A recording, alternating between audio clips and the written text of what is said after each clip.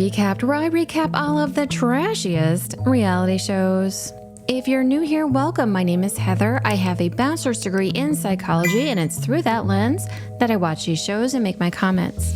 Of course, I have not met with any of the people on this show, so everything that I state is simply an opinion. My channel is a little bit of education and a whole lot of snark.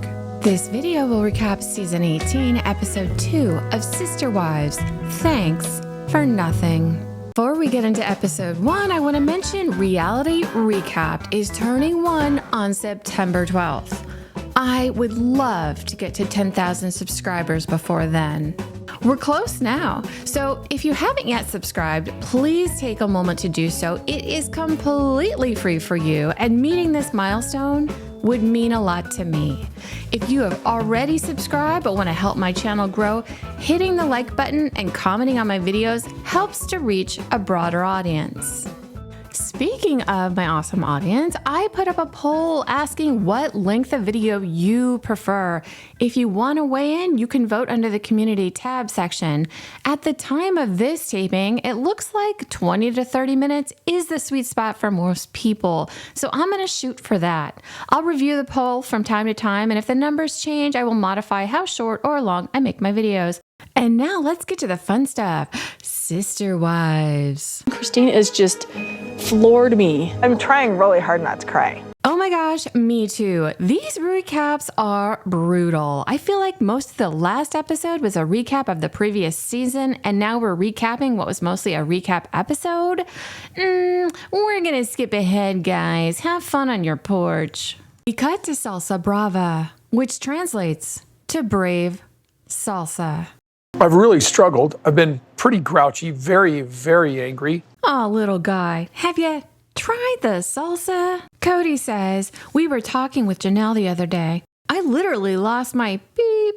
And then TLC plays a clip of Cody losing it. I have seen this scene so many times. At this point, I think I could perform it live on a whim. Seriously, TLC, sometimes you give no recaps that could call out inconsistencies in events, and other times you replay something to death. We don't need evidence that Cody has anger issues. It's one thing he said that we all believe. Christine herself, her face doesn't bother me. Oh, good, Cody. We're all so relieved that you don't find this beautiful, radiant woman bothersome for your poor eyes to look at. Be quiet. God, he's so unlikable. He continues, it's what she's doing with our children, talking behind my back about the reason she left. In fairness to Christine, she'd say it in front of your face too. You're just never around your kids. So behind your back, it will be. Christine says she is not talking bad to the kids about Cody. I am their sounding board. They get to talk to me about things that are hard, and I listen. At least they have one parent who actually listens to what they say. You get me in the wrong place, and I'm just venom and vitriol. That sounds like a real you problem, Cody. I'm not sure why you're wasting Christine's precious time with your problem. Let me guess. You think it's her job to help you fix it. I think it gives you satisfaction if I did hate you. I really think about him less than he thinks I think about him. This, out of everything, is going to burn Cody so hard, and I completely believe her. I think she's off, skipping through her lovely new life. There's butterflies dancing all around her. She's having a great frickin' time just because she doesn't have to deal with this guy anymore. So no, she's finally away. She's not gonna sit in beautiful Utah thinking about her loser ex-husband. I think she's Machiavellian. She plays nice while stabbing you in the back. Oh, Cody, I think you're confusing your wives again. I think it's Robin that you're thinking of, because that description is her to a T. Drive by your house, and I'm having these, literally anxiety attacks. Okay, stalker, isn't that just like Cody?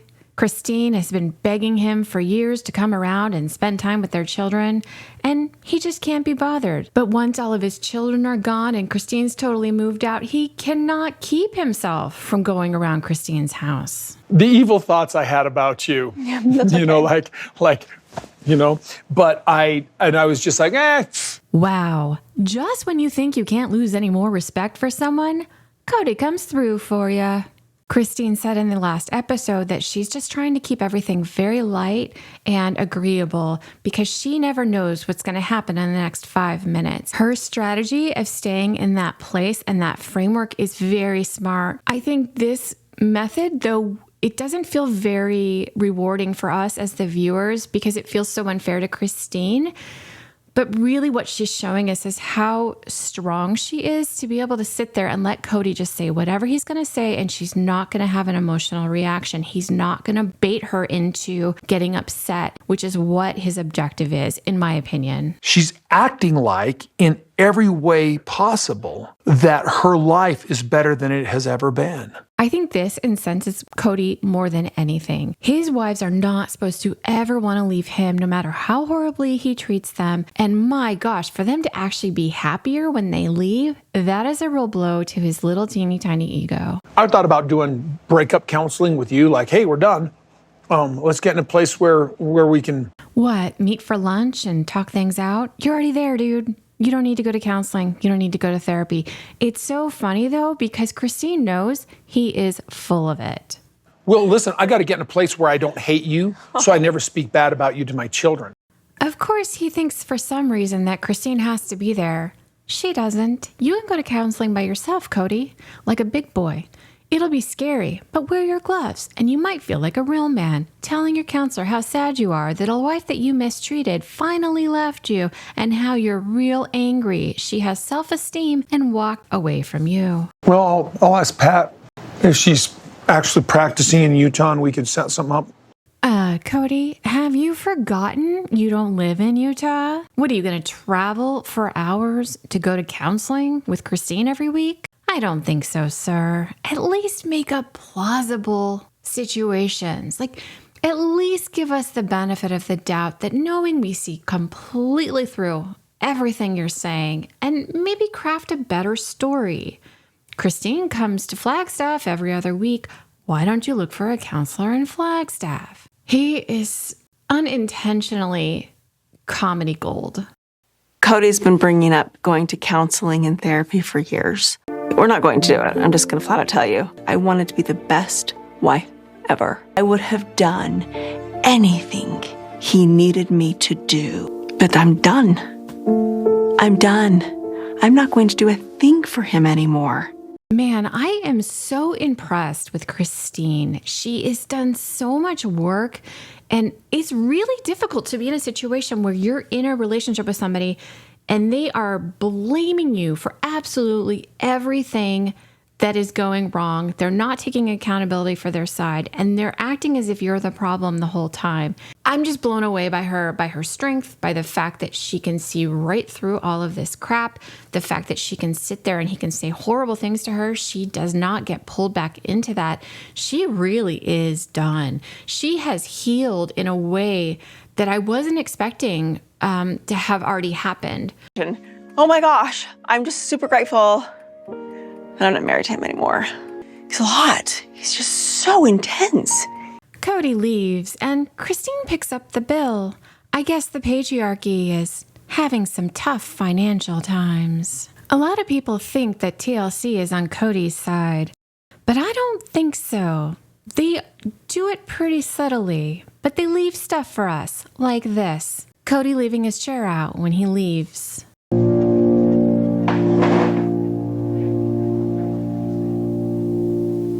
What a great demonstration of how different Cody and Christine are.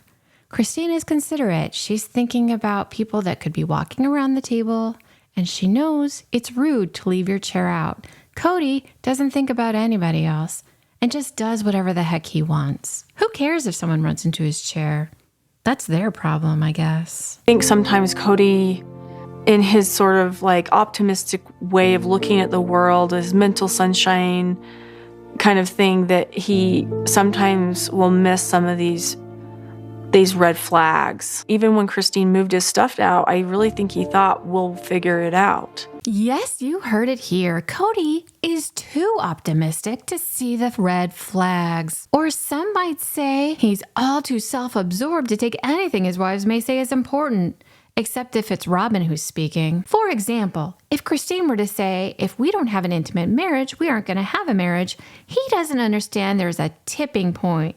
You can't alienate people and then feign shock when they leave. Of course, Robin would point his behavior in this rosy way. He's just too optimistic to believe his wives when they tell him they are unhappy. Lady, that is not optimism. It's selfishness. One of the things that is confusing for me is that I don't see the deal breakers between Cody and Christine. Who died and made Robin the divorce police? But I don't mean to cast judgment. Oh, of course not. You would never cast judgment on somebody else. You're the most loving, devoted sister wife ever. Where either one of them did something so heinous and horrible that it just had to end. Well, Robin, I'm glad you asked, because even though I don't know any of you, there's a little TV show, perhaps you've heard of it. It's called Sister Wives, and it has been chronicling your husband's horrible treatment toward 3 of his wives and their children for over 10 years. I won't bore you with the specifics that he's done to others. Let's just focus on Christine for a moment. 1, he stopped coming over to her house and sleeping with her and told her that sex was no longer going to happen. 2, he didn't go to Isabel's very difficult surgery, claiming he couldn't be away from your children for any more than 4 days, with the argument that they are too young to be without Cody for any period longer than that. Yet, when you came into the family, you took Cody away for 10 days on a honeymoon when Truly was literally a newborn and Savannah was 4 to 5 years. See, the good news is, Robin, no one has to get approval from you to get a divorce. So it doesn't matter if you can't understand the multitudes of valid reasons Christine left. I guarantee you, if or when Cody starts giving you the same treatment, you're not going to stand for it either. Facts are so hard for Robin. Christine tells us she's spending Thanksgiving at Aspen's house, who's hosting for Thanksgiving. It's their year with Mitch's side of the family, so they're not going to film the Thanksgiving dinner. Janelle is going to Maddie's house. They have just purchased a new home, and so she's going to go to South Carolina and celebrate Thanksgiving there. Janelle said she really enjoyed Thanksgiving, and during the day she was kind of thinking to herself, should I feel guilty that I'm enjoying this day so much? And of course you shouldn't. Before the meal, Janelle FaceTimes with Christine. Janelle's making Christine's rolls for Thanksgiving, and the dough isn't coming out correctly. Christine tells her to just add a little flour and it'll be okay.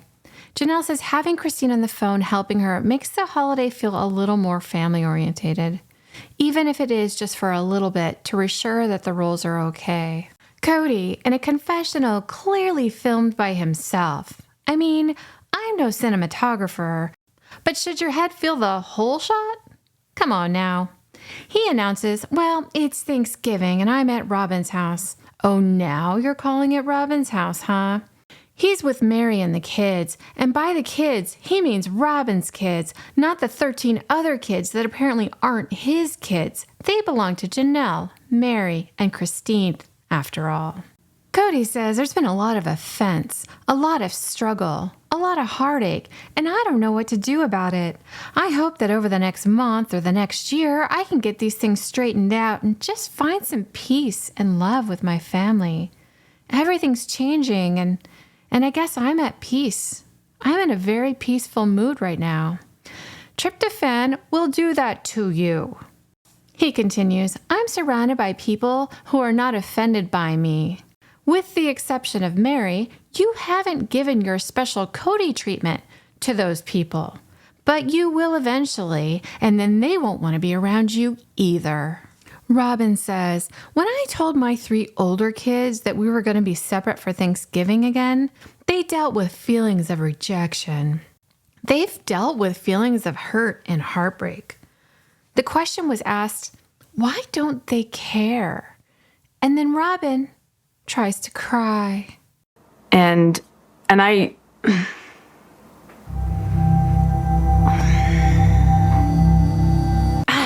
So close.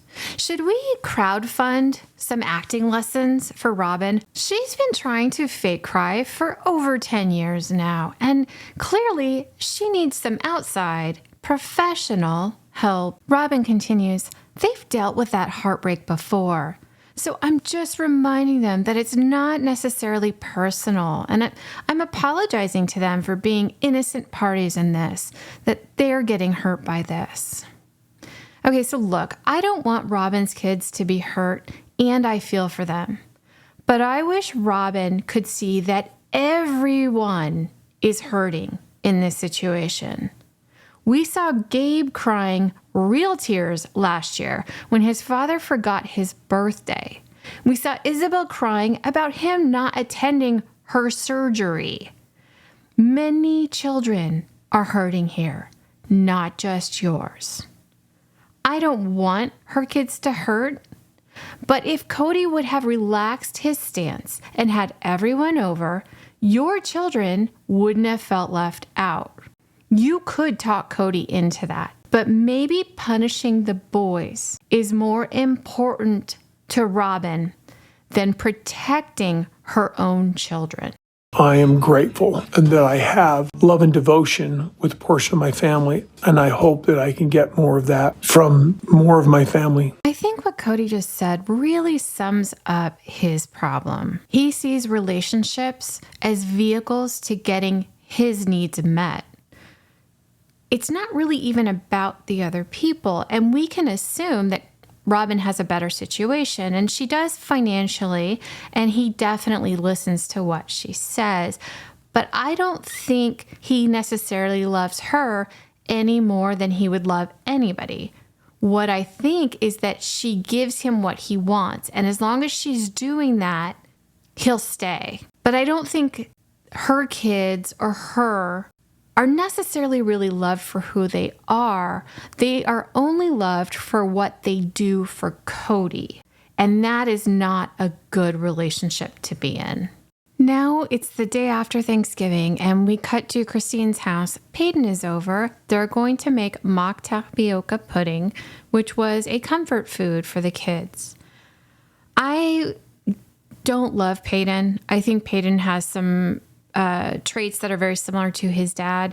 He did the John Yates interview, and if you have not seen that interview, oh my gosh, he's so much like Cody in it, but he's more openly misogynistic. I wonder, so remember Christine had a web series where she had like a cooking show? I've been noticing in this episode, so Janelle was getting help for rolls and Peyton's getting help with tapioca pudding. So I'm wondering if the family is kind of doing this to help her kind of have this narrative of being a really good cook, which we've all known, but we don't really see her cooking a lot. We just see them enjoying the food. So I think the family is trying to do her a solid. Carefully break it in half. You don't want to get any of the yolk in with the white, otherwise it won't mix. Peyton tells us that Christine probably got the recipe from his grandmother, and it was a comforting dish she used to make for all of the kids. And I have the same exact experience with tapioca pudding. My grandmother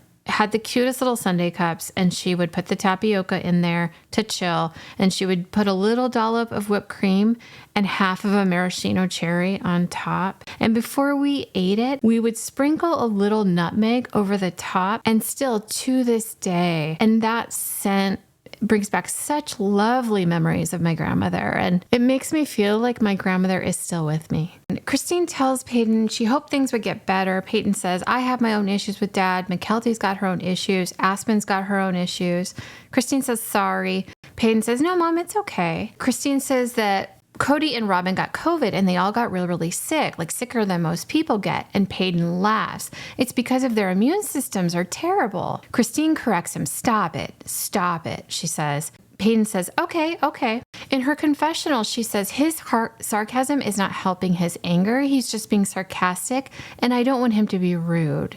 Him just saying, yeah, and they lived, that's not fair. So that's a great demonstration that Christine is making sure that her kids are still being respectful, even though their father is not respectful of them.